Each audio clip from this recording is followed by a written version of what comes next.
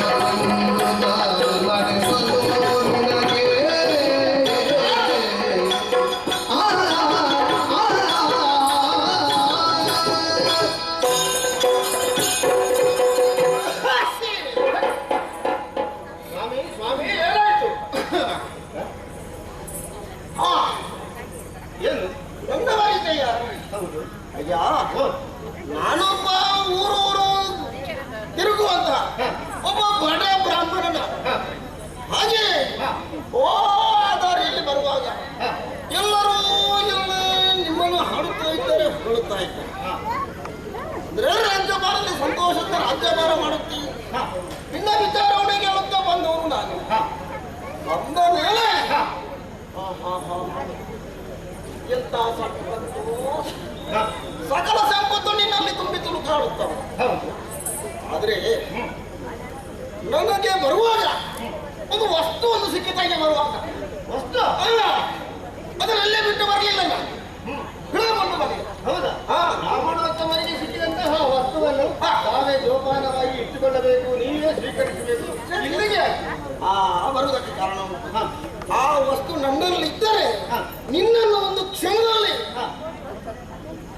ಅದೆಷ್ಟೋ ಸಂಪತ್ತಿರುವವನಾಗಿ ನಿನ್ನನ್ನು ನಾನು ಬೆಳೆಸ್ತೇನೆ. ಸ್ವಾಮಿ, ನನಗೆ ಯಾವುದು ಕಡಿಮೆ ಇಲ್ಲ, ಎಲ್ಲವೂ ನನ್ನ ಈ ರಾಜ್ಯದಲ್ಲಿ ತುಂಬಿ ತುಳುಕಾಡುತ್ತಾ ಇದೆ. ಸಕಲ ಸಂಪತ್ತು, ವಜ್ರ ವೈಡೂರ್ಯ, ಎಲ್ಲ ವಸ್ತುಗಳು, ಆಭರಣಗಳು ತುಂಬಿ ತುಳುಕಾಡುತ್ತಾ ಇದೆ.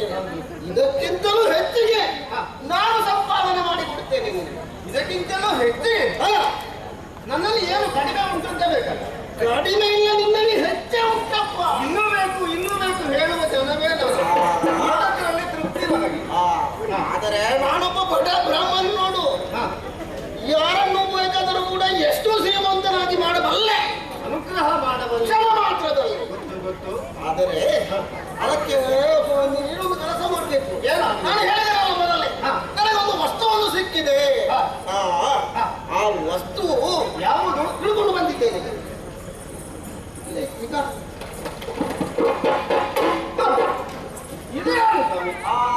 ಗೊತ್ತಾಗಲಿಲ್ವಾ? ಗೊತ್ತಾಗಿದೆ.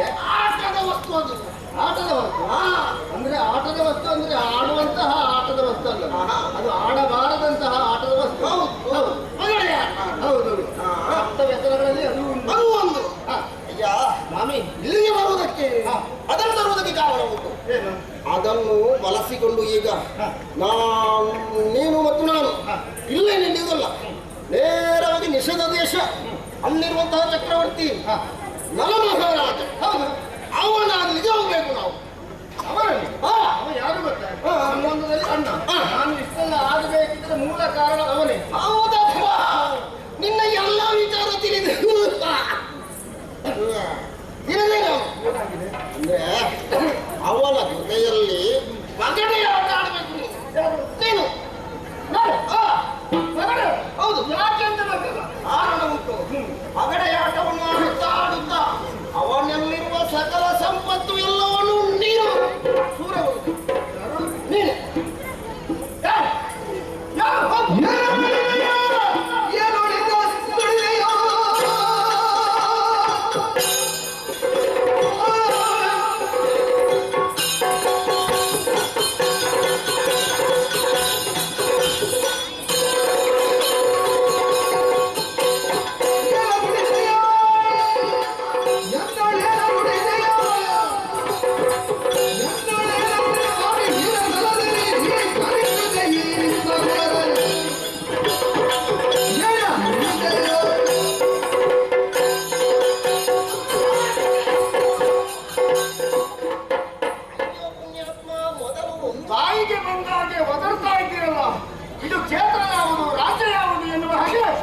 ಗೊತ್ತುಂಟಾ? ಗೊತ್ತುಂಟು. ಉತ್ತರ ದಿಶದ ಅಧಿಕಾರಿ ಯಾರು? ಪುಷ್ಕರ. ಯಾರು? ನಳನ ತಮ್ಮ, ಪ್ರೀತಿಯ ತಮ್ಮ, ಆತ್ಮೀಯ ಮಿತ್ರ, ಎಲ್ಲವೂ ನಾನು ಇಷ್ಟ ಆಗಬೇಕಾದ್ರೆ ಕಾರಣ ಅವ ಇಂದು ಸ್ಮರಣೀಯ. ನಾನು ಬೆಳಗ್ಗೆ ಇದ್ದ ಅವನಿಗೆ ಕೈ ಮುಗಿಬೇಕು. ಅಂತಹ ವ್ಯಕ್ತಿ ಯಾವುದೇ ಕುಂದು ಕೊರತೆಯನ್ನು ಮಾಡದೆ ಇರುವಂತಹ ನನ್ನ ಅಣ್ಣನಲ್ಲಿಗೆ ಹೋಗಿ ಕಪಟ ಜೋಜು ಆಡೋದೆ. ಅಯ್ಯೋ ದೇವರೇ, ನೀವು ನಿಜವಾಗಿ ಬ್ರಾಹ್ಮಣನ? ಅದು ಜನಿವರ ಹಾಕಿಕೊಂಡು ಕೆಲವರು ಬರ್ತಾರೆ, ವೇಷ ಮಾಡ್ತಾರೆ, ಹಾಗೆ ಅಂತ ಕಾಣ್ತಾರೆ. ಇಲ್ಲದಿದ್ರೆ ನಿಮ್ಮಂತವರ ಬಾಯಲ್ಲಿ ಹೀಗೂ ಬರುವುದುಂಟೆ. ಹೌದು, ನನಗೆ ಹಾಗಾಗ್ತದೆ. ಯಾಕೆ ಅಂತ ಹೇಳಿದ್ರೆ ಒಳ್ಳೆಯದನ್ನು ಮಾಡ್ತಾರೆ, ಕೆಟ್ಟ ಹಾದಿಯನ್ನು ಹಿಡಿಯುವುದಕ್ಕೆ ಯಾರು ಹೇಳಿಕೊಡುವುದಿಲ್ಲ. ಹಾಗಾಗಿ ನನ್ನ ಕೈ ಎತ್ತಿ ನಿಮ್ಮ ಕಪಾಲಕ್ಕೆ ಬೀಳುವುದರ ಮೊದಲು ಇಲ್ಲಿಂದ ಹೋದ್ರೆ ಒಳಿತು, ಇಲ್ಲದೇ ಇದ್ರೆ ಮುಖ ಬೇರೆ, ಕಣ್ಣು ಬೇರೆ, ಮೂಗು ಬೇರೆ, ಕೈ ಕಾಲು ಬೇರೆ, ಬೇರೆ ಬೇರೆ ಬೇರೆ ಹೇಳು. ಅಲ್ಲ, ಕೇವಲ ನೀನು ಬೈಲಿದ್ದೀಯ. ನಿನ್ನನ್ನು ಶ್ರೀಮಂತನಾಗಿ ಮಾಡಬೇಕು, ಸಕಲ ಐಶ್ವರ್ಯ ನಿನ್ನಲ್ಲಿ ತುಂಬಿ ತುಳುಕಾಡಬೇಕೆನ್ನುವುದು ಒಂದೇ ಒಂದು ಮಹತ್ತರವಾದಂತಹ ಆಸೆಯಿಂದ ಬಂದ್ರೆ ನನ್ನನ್ನು ಹೋಗು ಎಂಬುದಾಗಿ ಹೇಳ್ತಾ ಇದ್ದೀಯ. ಮುಚ್ಚಬಾಯಿ, ನನಗೆ ಕಟ್ಟು ಹೋಗಿದೆ. ನನ್ನಲ್ಲಿ ಇಲ್ಲದನ್ನು ಪಡೆಯುವುದಕ್ಕೆ ನನಗಿಲ್ಲ. ನನಗೆ ಬೇಕಾದಷ್ಟು ಉಂಟು. ಕಾಲ ಕೆಟ್ಟು ಹೋಗಿದ್ದು ಯಾರಿಗೆ? ಹೋಗುತ್ತೀಯ ಅಲ್ಲ, ಕತ್ತಿಗೆ ಕೈ ಹಾಕಿ ದೂಕಬೇಕು.